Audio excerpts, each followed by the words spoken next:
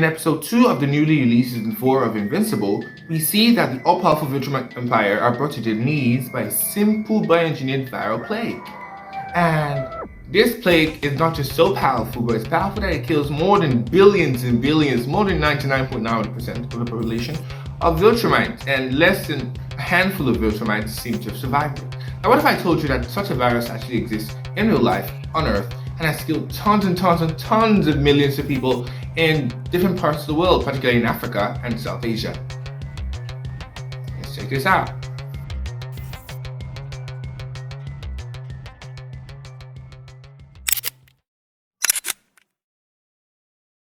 In the Invisible universe, the Scourge Virus was bioengineered to attack the Viltrumite immune system by passing every other thing that may attack the virus and making sure that the virus has a 99.9% mortality rate in any Viltrumite that it affects.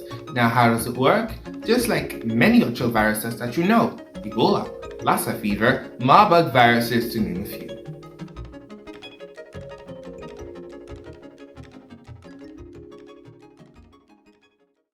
On Earth, we call these Viral Hemorrhagic Fevers, or VHFs. No, not very high frequencies. VHF, Viral Hemorrhagic Fevers. And this is actually a very broad category of viruses. We have your yellow fever, your Lassa fever, and viruses. I think your Ebola virus, Marburg virus, Ebola virus. So many viruses under this group. But we're going to be focusing on Ebola and Lassa fever for now, to make the list very simple.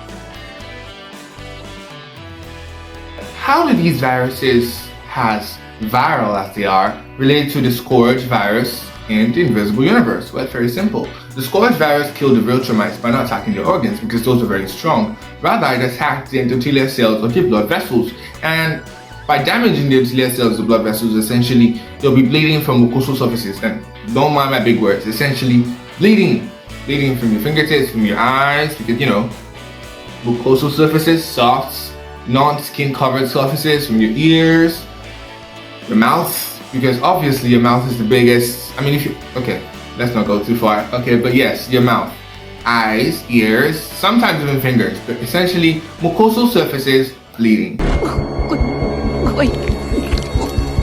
Further worse than this, it wasn't a bit of the bleeding that probably killed the average Viltrumite. I mean, they were strong, but it was the fact that they were losing blood. Now, blood, as you know, is a carrier of oxygen. Now, if you're going to be losing blood to your blood vessels, your organs would need the blood to actually get the oxygen they need. They will not get the oxygen they need. And that will cause ischemia. And ischemia is a cause of what? Shock. Shock is a variety of things, but essentially it's when your organs don't get the oxygen that they need, and then they fall apart, they die. It happens in a lot of situations, but in this particular one, it is caused by what? The bleeding.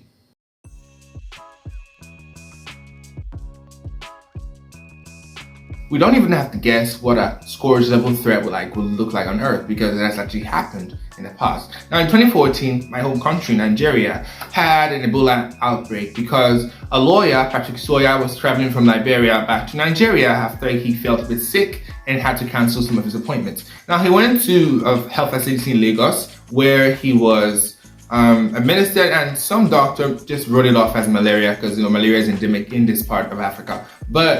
And subsequently, he was recalled back, and I believe the doctor, let's just say Dr. Ada, because I can't remember her full name, but rest in peace, she and a bunch of other healthline workers were able to contain him and mandated he stay for like an incubation period of about 2 weeks, after which he was found that he actually had non-malaria related disease, particularly, obviously, your Ebola virus. And unfortunately, at that stage, both she, that's the main doctor herself, and other healthcare workers around the man had already contacted the virus because they were having contact, obviously, with the bodily fluids. And Ebola is spread, just like most viral hemorrhagic fevers, by bodily fluids. It can be body fluids from the vector, it can be body fluids from an infected person, but most likely bodily fluids. But there are also some other viral hemorrhagic fevers that are spread from insects. But we're not going to dive into that. Maybe another day. Maybe if somebody requests it. I don't know. But essentially, she and the work of so many other people there prevented what would have been the death of hundreds of millions of Africans due to, I will not blame the victim, but due to some carelessness on the part of a doctor.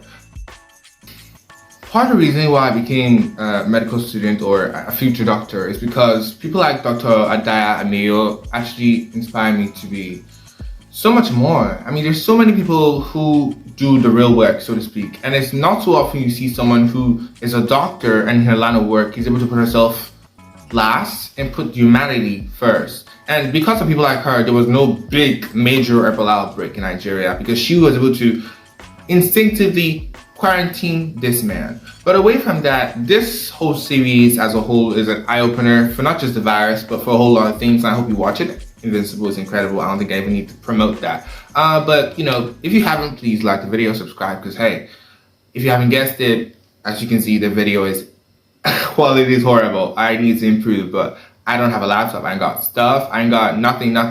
But hey, I'm making the most of what I have. You should too. Please. I hope you see me next time. I hope you watch next time. But hey, that's the end for this. Toodles.